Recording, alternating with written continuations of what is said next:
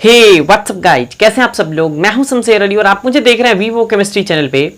तो आज के इस 11th क्लास के पहले chapter some basic concept of chemistry से हमारा वीडियो लेक्चर होगा सिग्निफिकेंट फिगर या सिग्निफिकेंट डिजिट, जिसको हम लोग सार्थक अंक कहते हैं। और ये वीडियो जो होगा काफी ज्यादा खास होने वाला है, क्योंकि 11th क्लास की केमिस्ट्री के कैलकुलेशन में, यानी जब हम न्यूमेरिकल करेंगे तो उस कंडीशन में काफी ज्यादा इंपॉर्टेंट होने वाला है। तो चलिए वीडियो में बने रहिए और वीडियो को बिल्कुल स्किप करके नहीं देखिएगा। आप लोग बिल्कुल भी वीडियो पूरी तरीके से 100% नहीं देख रहे हैं, ये काफी निराशाजनक है, क्योंकि लॉकडाउन के कंडीशन में सितंबर महीने तक जो हमने अपडेट दिया था जुलाई तक का, वो बिल्कुल बढ़ चुका है आगे। और सितंबर महीने तक अभी स्कूल कॉलेजेस खुलने वाले नहीं हैं, तो उस कंडीशन में आप ऑनलाइन पढ़ाई करें तो काफ़ी ज़्यादा बेहतर होगा। तो चलिए हम स्टार्ट करते हैं सिग्निफिकेंट डिजिट, और उम्मीद करता हूं मैं कि आप इस वीडियो में बने रहेंगे। तो देखिएगा, सबसे पहली बात ये कि सार्थक अंक यानी सिग्निफिकेंट फिगर यानी या सिग्निफिकेंट डिजिट कहते किसको हैं। तो चलिए सबसे पहले उसको डिफाइन करते हैं, फिर आगे की बात करेंगे। तो कहता है, वैसे अर्थपूर्ण अंक यानी मीनिंगफुल डिजिट, अर्थपूर्ण अंक जो निश्चित रूप से मतलब 100% निश्चित रूप से ज्ञात हो, मालूम हो, उसे सार्थक अंक यानी सिग्निफिकेंट फिगर या सिग्निफिकेंट डिजिट कहते हैं। क्लियर। अब देखिए, जैसे अगर मान के चलिए 11.2 आपके पास कोई अंक है, तो जब भी सार्थक अंक उसमें काउंट करेंगे तो सबसे पहले ये बात होगी कि दशमलव के बाद और दशमलव के पहले ये कौन कौन से अंक है। तो दशमलव के पहले वाले जो अंक होते हैं ये निश्चित अंक कहलाते हैं, ये निश्चित अंक कहलाते हैं, जबकि दशमलव के बाद वाले जो अंक हैं ये अनिश्चित अंक कहलाते हैं। क्या कहलाते हैं? अनिश्चित अंक कहलाते हैं। अब पूछा जाता है कि ये अनिश्चित अंक क्यों कहलाया, निश्चित अंक क्यों कहलाया। इसलिए क्योंकि ये 100% मालूम है कि ये 11 ही है, लेकिन दशमलव के बाद जो 2 है ये निश्चित नहीं है कि ये 2 ही है। 2 के बाद +1 और -1 भी हो सकते हैं। मतलब हमेशा किसी भी अनिश्चित अंक के बाद +1 या -1 वैल्यू हमेशा मौजूद होने के चांसेस बने रहते हैं। इसीलिए दशमलव के बाद वाले जितने अंक हैं उनको अनिश्चित अंक माना जाता है। क्लियर। अब देखिए, जैसे मान के चलिए आपने एक और अलग से एग्जांपल लिखा 0.025, है ना। तो अगर आपसे कहे कि भाई दशमलव के पहले वाले अंक कौन है, दशमलव के बाद वाले अंक कौन है, तो ये एक सबसे पहली बात ये कि अनिश्चित अंक है। क्यों? क्योंकि जो डिजिटफुल मतलब कि मीनिंगफुल जो अंक होते हैं, अर्थपूर्ण अंक होते हैं, वो बिल्कुल होल नंबर में होते हैं, मतलब पूर्णांक होते हैं, 1 2 3 4। लेकिन ये तो दशमलव में मौजूद है, तो उस कंडीशन में हम इसको क्या कहेंगे? अर्थपूर्ण मानेंगे नहीं। मतलब मानेंगे लेकिन उतना नहीं मानेंगे, निश्चित तौर पर नहीं मानेंगे, अनिश्चित तौर पर मानेंगे। क्यों? क्योंकि यहाँ 0 देखिएगा, इस कंडीशन में 0 जो है ये एक अनिश्चित अंक है, सॉरी निश्चित अंक है। 0 तो निश्चित अंक है, तो उस कंडीशन में 0 क्या कोई मीनिंग आपको देता है? किसी भी संख्या के पहले मीनिंग देता है? नहीं देता है। तो उस कंडीशन में निश्चित तो है लेकिन मीनिंगफुल नहीं है, तो इसको सार्थक अंक नहीं कहेंगे। क्योंकि डिफिनीशन कहता है कि अर्थपूर्ण हो और निश्चित रूप से ज्ञात हो। क्या ज्ञात है? 0 कोई वैल्यू है? दशमलव के पहले कोई वैल्यू नहीं है। तो अब जरा देखिए, उसके बाद वाले जो अंक है ये अनिश्चित अंक है, लेकिन इस अनिश्चित अंक से ही हम लोग क्या करेंगे? अर्थपूर्ण अंक निकालने की कोशिश करेंगे। तो बिल्कुल अर्थपूर्ण अंक निकालें तो ये 225, मतलब कि लगभग ये 0.225 है, तो कुछ अर्थ दे रहे हैं। मतलब समझ लो कि आप ये 225 पैसे ही कह लो, है ना। 225 पैसे ही कर लो तो 225 पैसे की वैल्यू है, लेकिन ये अनिश्चित है, हो सकता है 26 भी हो जाए 27 भी हो जाए। लेकिन अगर ये कुछ अंक तक अनिश्चित भी है लेकिन मीनिंग दे रहा है तो इसको हम सार्थक कहेंगे। समझ आ गई बात। अब देखिए, अब हम क्या करते हैं, सार्थक अंक के लिए हम कुछ रूल्स लिखते हैं। मतलब किस अंक को हम सार्थक अंक कह सकते हैं और किस अंक को सार्थक अंक नहीं कह सकते हैं, उसके लिए एनसीईआरटी के अकॉर्डिंग कुछ रूल्स यानी कुछ नियम होते हैं। तो सबसे पहले हम क्या करते हैं, इनको डिवाइड कर लेते हैं। आप इनको लिख लीजिएगा, ये डिफिनीशन रहा। वैसे अर्थपूर्ण अंक जो निश्चित रूप से ज्ञात हो उसे क्या कहते हैं, सार्थक अंक यानी सिग्निफिकेंट फिगर या सिग्निफिकेंट डिजिट कहते हैं। तो जरा देखिए, अब हम रूल्स की बात करते हैं। रूल्स अगर हम लिखें तो सबसे पहला रूल है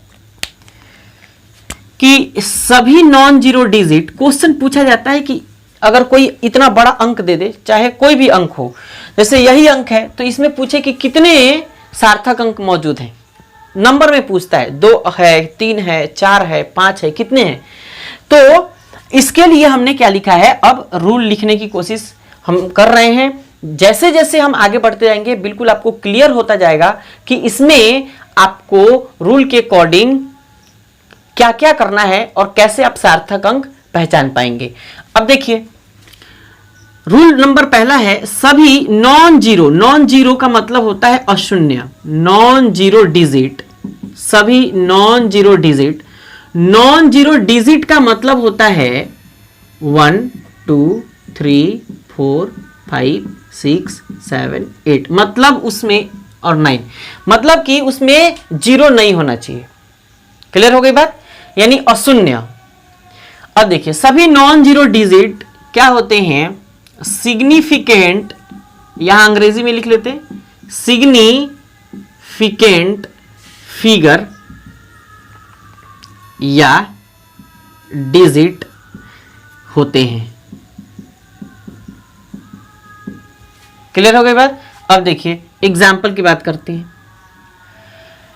एग्जाम्पल है कि अगर मान के चलो आपसे कह दे 225.4, 225.4, हम डेसिमल वैल्यू इसलिए रख रहे हैं ताकि इसमें अनसर्टिनिटी है, अनिश्चितता है, और ऐसे ही अंकों का सबसे ज्यादा सार्थक अंक हम लोग निकालते हैं।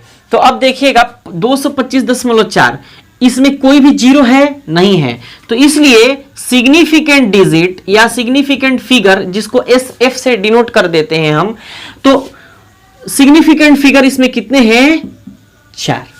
क्लियर। वहीं अगर आपसे ऐसे कह दे और फिर पूछ दे आपसे कि बताइए इसमें सिग्निफिकेंट फिगर कितने हैं, यानी सिग्निफिकेंट डिजिट यानी सार्थक अंक कितने हैं, तो फिर कहिएगा कि इसमें एक भी जीरो नहीं है, तो इसलिए इसका वैल्यू कितना हो जाएगा, 4। बात क्लियर हो गई होगी। अब देखिए दूसरा रूल कहता है कि अगर हम तो पहली बात कर लिए नॉन जीरो, मतलब बिना जीरो का, अब जीरो की बात करते हैं। कहता है कि नॉन जीरो डिजिट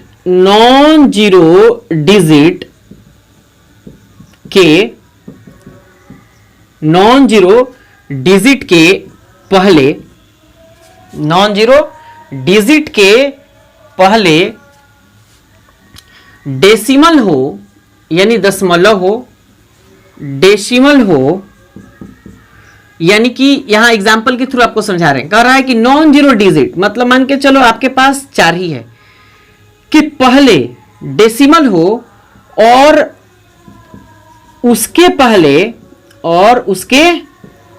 पहले क्या हो, जीरो हो, तो अंक जीरो सार्थक नहीं होता, मतलब सिग्निफिकेंट फिगर नहीं होता है। अब जरा चेक करते हैं हम एग्जाम्पल के थ्रू, जो एग्जाम्पल हम लिखने की कोशिश कर रहे थे, जरा चेक करिए। हमने क्या लिखा है, 4 दशमलव, मतलब कि एक दशमलव हमने लिखा है और उसके बाद हमने 4 लिखा है, और कह रहा है कि उसके पहले कोई जीरो हो। क्लियर। तो उसके पहले अगर कोई जीरो हो तो इसमें सार्थक अंक अगर पूछे कि सार्थक अंक यानी सिग्निफिकेंट फिगर कितना होगा, तो उस कंडीशन में हम क्या कहेंगे, कहेंगे कि सार्थक अंक केवल एक है, क्योंकि दशमलव के पहले वाले जीरो को हम सार्थक अंक नहीं मानते हैं, क्योंकि कह रहा है नॉन जीरो डिजिट के पहले डेसिमल हो, नॉन जीरो डिजिट के पहले डेसिमल हो, उसके पहले जीरो हो और उसके पहले भी जीरो हो, डेसिमल के पहले भी जीरो हो, तो सार्थक अंक नहीं होता, यानी जीरो सार्थक अंक नहीं होता। इस कंडीशन में सार्थक अंक कितना होगा, एक। अगला एग्जाम्पल अगर हम ऐसे देख लें, मान के चलो आपके पास 0.00 और 25 ऐसे कह दे, तो अगर आपसे पूछे कि सार्थक अंक बताइए कितना होगा, तो कितना कहिएगा, जरा चेक करिए, 3। कितना कहिएगा, 3 हो गया। अब देखिए समझ आ गया होगा आपको, मैं बिल्कुल ये काफी आसानी से आप समझ पाएंगे और आसान लैंग्वेज का इस्तेमाल कर रहा हूं। अब तीसरी बात यह है कि मान के चलिए ये दशमलव के पहले हो गया, अब अगर कहे कि दशमलव के बाद हो तो क्या कहेंगे, कहेंगे कि यदि दशमलव के बाद कोई जीरो हो, पहला ही जीरो हो, दशमलव के बाद कोई पहले ही जीरो हो, पहले ही क्या हो, जीरो हो, और उसके बाद नॉन जीरो हो, तो जीरो सार्थक नहीं होता, जीरो सार्थक नहीं होता है, मतलब ये सिग्निफिकेंट फिगर नहीं होता है। क्लियर हो गई बात। अब देखिए एग्जाम्पल की बात करते हैं। यहां कह रहा है कि यदि दशमलव के बाद कोई पहले ही जीरो हो, कोई पहला ही जीरो हो और उसके बाद नॉन जीरो हो, मतलब मान के चलिए यहां 5 हो गया, 3 हो गया, 4 हो गया, नॉन जीरो हो, तो जीरो जो है, मतलब ये जो जीरो है ये सार्थक नहीं होता, मतलब इसमें सार्थक अंकों की संख्या कितनी हो जाएगी, जीरो तो सार्थक है नहीं, तो कितनी हो जाएगी, 5, 3, 4, यानी कि 3 अंक इसके सार्थक हो जाएंगे। क्लियर हो गई बात। अब देखिए इसके आगे हम लोग और भी रूल्स लिखेंगे। ये पहले हो गया नॉन जीरो, मतलब कि बिल्कुल जीरो नहीं हो, दूसरा हो गया कि दशमलव के पहले ही जीरो हो, अब उसके बाद हो गया कि दशमलव के बाद पहला ही जीरो हो, तो 3 कंडीशन हो गया हमारे पास। अब चौथे कंडीशन की हम बात करेंगे कि अगर बीच में जीरो हो, मतलब दो नॉन जीरो के बीच में जीरो हो, तो क्या होगा। तो चलिए सबसे पहले इसको आप लिख लीजिए, फिर हम आगे की बात करते हैं। अगला रूल है, यानी रूल नंबर 4 है, यदि दो नॉन जीरो के बीच, दो नॉन जीरो डिजिट के बीच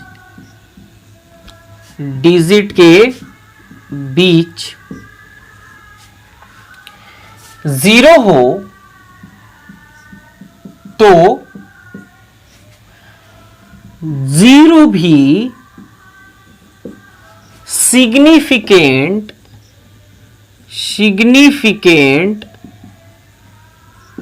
फिगर यानी एसएफ होता है। जैसे अगर हम एग्जाम्पल की बात करें तो मान के चलिए आपके पास 2.20 है, तो जरा देखिएगा ये भी नॉन जीरो, ये भी नॉन जीरो, अगर अलग लिख ले थोड़ा सा तो 4 लिख लेते हैं, तो 2.04, ये भी नॉन जीरो, तो उस कंडीशन में बीच वाला जो जीरो है ये भी क्या होगा, सिग्निफिकेंट फिगर यानी सार्थक अंक होगा। तो अगर आपसे पूछा जाए कि इसमें सिग्निफिकेंट फिगर कितना होगा, तो कहिएगा कितना, 3। क्लियर हो गया बात। इसी तरीके से हम अगला एग्जांपल लेते हैं कि अगर मान के चलिए आपके पास 4.005 कह दे और इसमें आपसे सिग्निफिकेंट फिगर पूछ दे, तो उस कंडीशन में क्या कहिएगा कि ये भी नॉन जीरो, बीच में जीरो, जितने सबके सब सार्थक, तो कितना कहिएगा, 3 और 3 1 4 सार्थक अंक। समझ गए होंगे। आगे बढ़ते हैं। पांचवा रूल है, बगैर डेसिमल वाले, बगैर डेसिमल वाले मतलब उसमें दशमलव ना हो, तो बगैर डेसिमल वाले डिजिट यानी अंक में 0 हो तो उसे सार्थक यानी सिग्निफिकेंट, हिंदी में यहां लिख लेते, तो उसे सार्थक अंक नहीं मानते हैं। यहां सारा जीरो का खेल है, मतलब केवल जीरो वाली बात समझ गए, सब समझ गए। अगला देखिए, मतलब एग्जाम्पल देखिए जरा, कह रहा है कि बगैर डेसिमल वाला मतलब बिना दशमलव वाला, जैसे मान के चलो आपके पास कितना हो, 100 हो, इसमें क्या दशमलव है, नहीं है, तो इस कंडीशन में 100 को हम क्या लिख सकते हैं, 1 × 10⁻²। जरा याद करिए, हमने साइंटिफिक नोटेशन यानी वैज्ञानिक संकेतन आपको बताया था, n × 10⁻n के फॉर्म में हो तो उसे क्या कहते हैं, वैज्ञानिक संकेतन कहते हैं, n × 10⁻n। तो कभी भी याद रखिएगा कि जो ये 10⁻n का वैल्यू है ये सार्थक अंक में काउंट नहीं होता है, तो आपके पास वैल्यू कितना गया, 1। तो इसलिए अगर यहां पूछे कि सिग्निफिकेंट फिगर कितना होगा तो कितना कहेगा, 1। समझ गए। दूसरा एग्जाम्पल लेके आपको और समझा देते हैं। यहां देखिएगा, अगर मान के चलिए आपसे कह दे 5000, कितना, 5000 मतलब 5000 कह दे, तो आप क्या करिएगा, हमने आपको साइंटिफिक नोटेशन समझाया था, तो इसको आप लोग 5 × 10⁻3 है 0, तो 10⁻3 लिख सकते हैं। और अगर इसका सिग्निफिकेंट फिगर आपसे पूछे यानी सार्थक अंक पूछे कि कितना होगा, तो उस कंडीशन में आप क्या करिएगा, कहिएगा कि 10⁻n, अभी नोट लिखेंगे कि n × 10⁻n में 10⁻n सिग्निफिकेंट फिगर या सिग्निफिकेंट डिजिट नहीं होता, तो यहां चेक करिए, यहां कितना, 5 केवल एक ही है, तो कितना होगा, 1 हो जाएगा। समझ गए। चलिए एक और इसका एग्जांपल लेते हैं। जैसे मान के चलिए आपके पास 4700 है और इसमें सिग्निफिकेंट फिगर पूछ दिया, दशमलव है नहीं, तो क्या करेंगे, 0 को हटा देंगे, दिमाग से 0 को हटा देंगे, इतना करने की जरूरत भी नहीं है, n × 10⁻n करने की भी जरूरत भी नहीं है। तो उस कंडीशन में क्या करेंगे, केवल 47, कितने अंक है, 4 और 1, 4 और 7 यानी कितने अंक है, 2, तो सार्थक अंक कितने हो जाएंगे, 2। क्लियर। अब देखिए नेक्स्ट आपका रूल है, गिनती की संख्याओं में, गिनती की संख्याओं में सार्थक अंक अनंत होते हैं।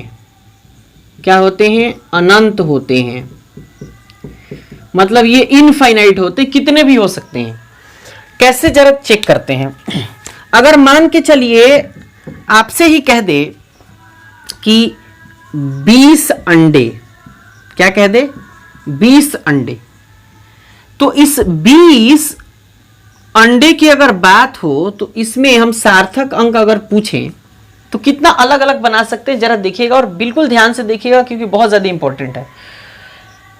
अब देखिएगा यहां 20 अंडे की बात हो तो 20 को हम लोग 20.0 लिख सकते हैं, 20.0 लिख सकते हैं अगर, तो उस कंडीशन में हम लोग सिग्निफिकेंट फिगर अगर पूछे, अगर मान के चलिए यहां सिग्निफिकेंट फिगर पूछता, कहां, 20 अंडे की बात होती, तो 20 अंडे में सिग्निफिकेंट फिगर कितना, कहिएगा 2, क्यों, क्योंकि इसको लिखिएगा कितना, 2 × 10⁻1 लिख सकते हैं, तो केवल 2 ही होगा, क्योंकि 10⁻n तो कभी भी सिग्निफिकेंट डिजिट में काउंट होता नहीं है, तो 2 लिख सकते थे। अगर इसी 20 अंडे को 20 इधर 0 लिख लेते हैं तो उस कंडीशन में सिग्निफिकेंट फिगर कितना हो जाएगा, क्यों, क्योंकि दशमलव के बाद वाली संख्या तो क्या होती है, सार्थक अंक होती है, दशमलव के बाद वाली संख्या क्या होती है, सार्थक अंक होती है।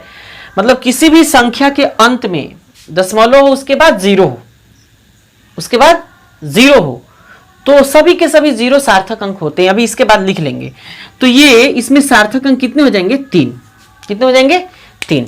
अगर यही इसको हम लोग 20.0 को 20.00 बना लें तो सिग्निफिकेंट फिगर इसमें कितने हो जाएंगे? 4, यानी कि 4 हो जाएंगे। समझ गए होंगे बात। अब देखिए नोट लिखिएगा। यहां नोट क्या लिखिएगा? अभी हम बता रहे थे कि n into 10⁻n scientific notation बताया था हमने। इसके पहले हमने रूल ऑफ राउंडिंग ऑफ और उसके पहले साइंटिफिक नोटेशन वैज्ञानिक संकेतन हमने आपको बताया था। अब देखिए n इंटू 10⁻n में 10⁻n सिग्निफिकेंट फिगर नहीं होता है। इसको आप नोट कर लीजिएगा। क्लियर हो गई बात। तो सबसे पहले आप इसको लिख लीजिए, फिर हम नेक्स्ट रूल की बात करते हैं। इसके बाद मल्टीप्लिकेशन, डिवीजन और फिर एडिशन, सब्सट्रैक्शन की बात होगी। तो चलिए लिख लीजिए, फिर हम आगे बढ़ते हैं। तो चलिए जो हमने अभी नोट लिखा था उसके कुछ एग्जांपल्स देख लेते हैं। जैसे अगर कह दे कि 4.02 इंटू 10⁻³ तो उस कंडीशन में आपसे पूछा जाए कि इसमें सार्थक अंक कितने होंगे, तो क्या कहिएगा? सार्थक अंक कहिएगा कि कभी भी 10⁻n का जो पोर्शन है ये सार्थक अंक नहीं होता, तो ये होगा तो सार्थक अंक कितने हैं? तो 3। 4.02 में सार्थक अंक कितने? 3। अगर इसी तरीके से एक अलग आपसे और पूछता 8.0745 इंटू 10⁻4 तो बताइए कि सार्थक अंक कितने होंगे? तो क्या कहिएगा? 10⁻4 कभी भी सार्थक अंक नहीं होगा।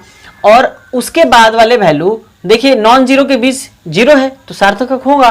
तो 1 2 3 4 5 तो सार्थक अंक कितने हो गए? 5 हो गए। और इसके पहले जो हमने अभी आपको रूल बताया कि किसी भी गिनती वाले संख्या जिसको हम लोग काउंट कर सकते हैं, 20 अंडे, 2 पेन, 5 किताबें, ऐसे, तो उसमें अनंत सार्थक अंक होते हैं, है ना। क्योंकि उसके लास्ट में हम लोग दशमलव के बाद 0 0 0 0 काफी ज्यादा बढ़ा सकते हैं, उसका कोई लिमिटेशन नहीं होता। जब लिमिटेशन नहीं होता तो ऐसे हम रूल के अकॉर्डिंग भी लिख सकते हैं। लिख लीजिए कि गिनती के संख्या के अंत में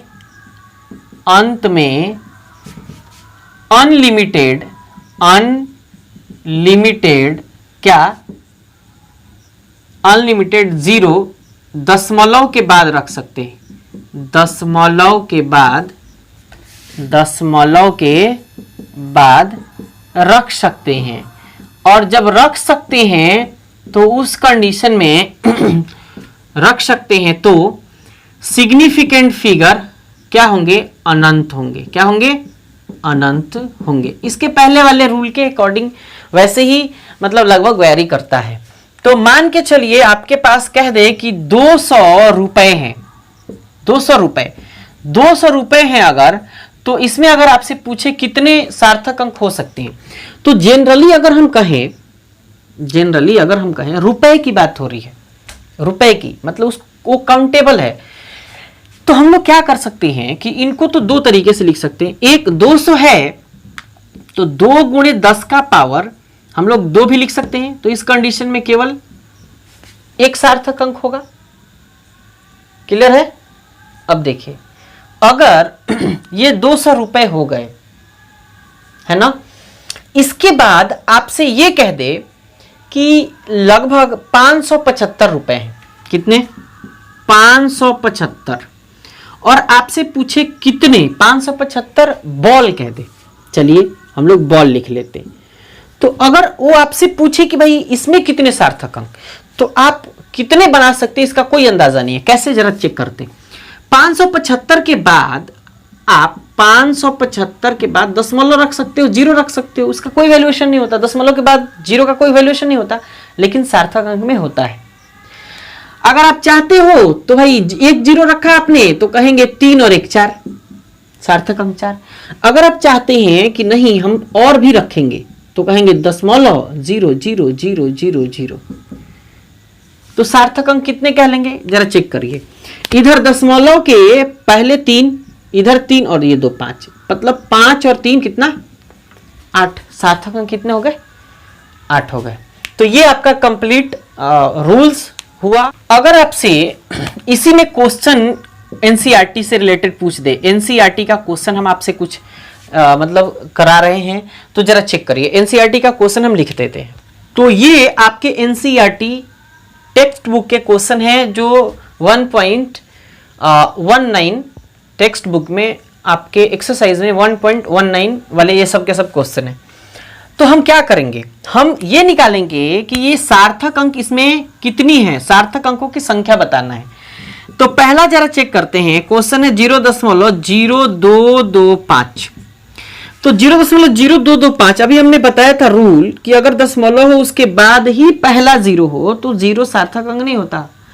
उसके बाद कि जितनी संख्याएं अगर नॉन जीरो हो, मतलब बिना जीरो वाली हो, तो सबके सब सार्थक होंगी। तो कितनी होंगी, 3।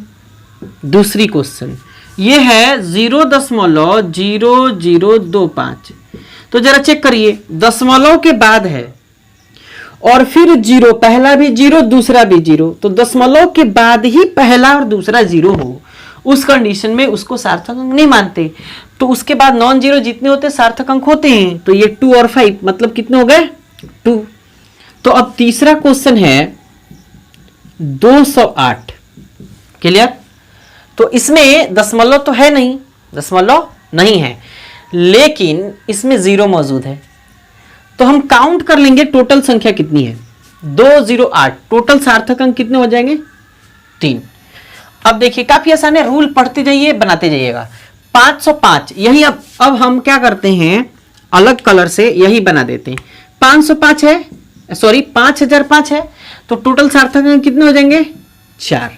यहां देखिए 126 दशमलव कितना है, 000, तो टोटल सार्थक अंक इसमें कितने हो जाएंगे, यहां बना देते 5 नंबर का 126.000।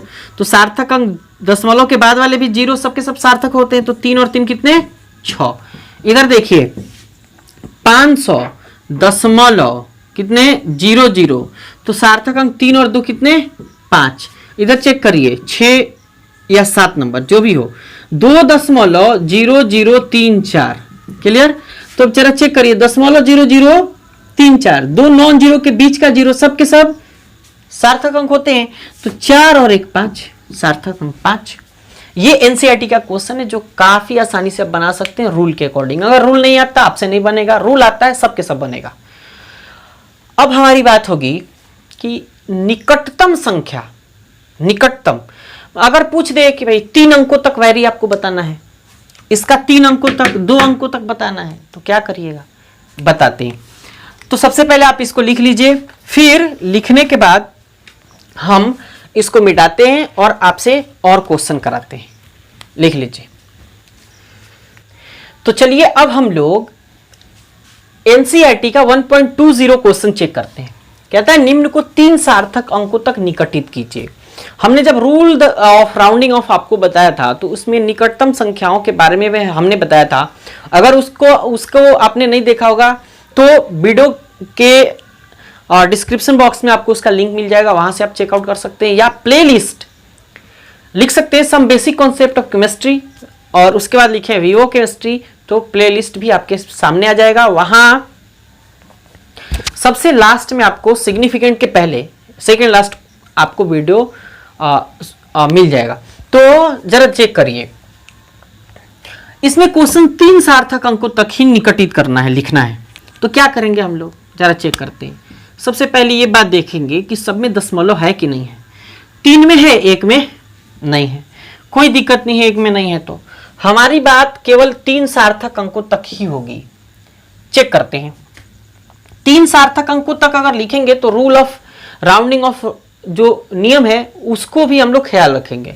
अब देखिए 34.216 में 3 सार्थक अंक लिखने हैं, तो सभी नॉन जीरो सब हैं, तो सबके सब नॉन जीरो हैं तो सार्थक अंक होंगे। तो जरा चेक करेंगे, 3 अंकों तक लिख लेंगे, 34.2, ये आपका आंसर हो गया। सार्थक अंक कितने हैं, 3। यहां चेक करते 3 तक लिखना है, यहां नॉन जीरो नॉन जीरो सबके सब है लेकिन केवल एक जीरो है। हमारी बात कितनी की हो रही है? 3 की। तो पहले 3 लिख लेंगे तो 10 कितना हो जाएगा? 4। क्लियर? इसमें रूल द राउंडिंग ऑफ लगाने की जरूरत है ही नहीं। अब जरा चेक करते हैं इसमें, यहां आपको क्या करना है, देखिए दशमलव के पहले भी जीरो, बाद में भी पहला ही जीरो, तो जीरो तो सार्थक होता नहीं है। 3 अंकों तक आपको मानना है। तब क्या करिएगा, लिखेगा 0.04। अगर हम यहां जरा चेक करिए, अभी तक तो हमने कितना सार्थक लिखा है? केवल एक ही लिखा है। दूसरा आपको 5 लिखना पड़ेगा। क्लियर हो गई बात? अब देखिए तीसरा आपको 9 लिखना पड़ेगा। लेकिन जरा चेक करिए, दशमलव के बाद एट लास्ट, इधर चेक करिए, लास्ट 5 से ज्यादा है, तो 5 से ज्यादा है तो इसमें 1 जोड़ना पड़ेगा। तो 1 जोड़ना पड़ेगा तो हमको क्या करना पड़ेगा? 9 1 कितना हो जाएगा? ये 10 हो जाएगा। तो हासिल इसका 1, तो 5 1 कितना हो जाएगा? ये 6। यानी कि ये वैल्यू हो जाएगा आपका कितना? 0.046। क्लियर? यहां हमने क्या लगाया है? रूल ऑफ राउंडिंग ऑफ, नियम। अब देखिए 2808, 3 ही अंक तक लिखना है। तो क्या करिएगा आप? करिएगा क्या कि पहले 3 लिख लेंगे, तो लिखेंगे 28 मतलब 280। ये सब के सब क्वेश्चन आपके काफी आसानी से बन जाएंगे। अब हम लोग रूल जो नेक्स्ट है हमारा, एडिशन एंड सब्सट्रैक्शन। क्या? सब्सट्रैक्शन। तो जोड़ और घटाव, हिंदी में क्या लिखेंगे? जोड़ और घटाव। तो इस नियम की बात करते हैं और इसके आगे चलेंगे। अब देखिए, लिखेंगे 2 संख्याओं को जोड़े या घटाया जाता है। हम रूल ऑफ राउंडिंग ऑफ वाले में बता भी रखे हैं इस नियम को। 2 संख्याओं को जोड़ा या घटाया जाता है। तो जैसे मान के चलिए, हम एग्जाम्पल के थ्रू आपको समझा देते हैं। आप एनसीईआरटी बुक से भी लिख सकते हैं या लिख ही देते हैं। 2 संख्याओं को जोड़ा या घटाया जाता है, तो प्राप्त योगफल, तो प्राप्त संख्या लिख लेते हैं। तो प्राप्त संख्या को रूल ऑफ राउंडिंग ऑफ नियम के अनुसार लिखते हैं। नियम के अनुसार लिखते हैं। पिछला वीडियो आपने नहीं देखा होगा तो बिल्कुल आप जाके देखिए, रूल ऑफ राउंडिंग ऑफ। अब देखिए, जैसे मान के चलिए आपके पास ये 4.62, फिर 3.0 और 5.25 ऐसे कोई संख्या है, एक जोड़ की। और दूसरी संख्या मान के चलिए 6.023 और एक है आपके पास 4.12। क्लियर? तो अगर हम इनको जोड़ें तो काफी आसानी से इनको जोड़ सकते हैं। और जोड़ेंगे तो ये 5 8 और 4 12, 12.87। अब नियम ये कहता है कि अगर जिस संख्या को आपने जोड़ा है उसमें दशमलव के बाद कितनी संख्या है, तो जरा चेक करिए। इसमें 3 सार्थक, इसमें 2 सार्थक, इसमें 3 सार्थक, इसमें दशमलव के बाद केवल 1 जीरो है, वो भी सार्थक है क्योंकि दशमलव के बाद वाला जीरो सार्थक ही होता है। तो हम लोग वैल्यू क्या लिखेंगे? 12.87 की जगह 12.8 लिखेंगे। और इसमें सार्थक अंक कितने हो गए? 3। क्लियर? आगे बढ़ते हैं। इधर चेक करिए, ये आपको क्या करना है? घटाना है। यहां 0 बना देते हैं थोड़ा समझने के लिए। 3 में 0 से मतलब 3 से 0 घटेगा, कितना हो जाएगा? 3। 2 में से 2 घटेगा 0, 10 में से 1 घटेगा 9, 5 में से 4 घटेगा 1, मतलब 1.903।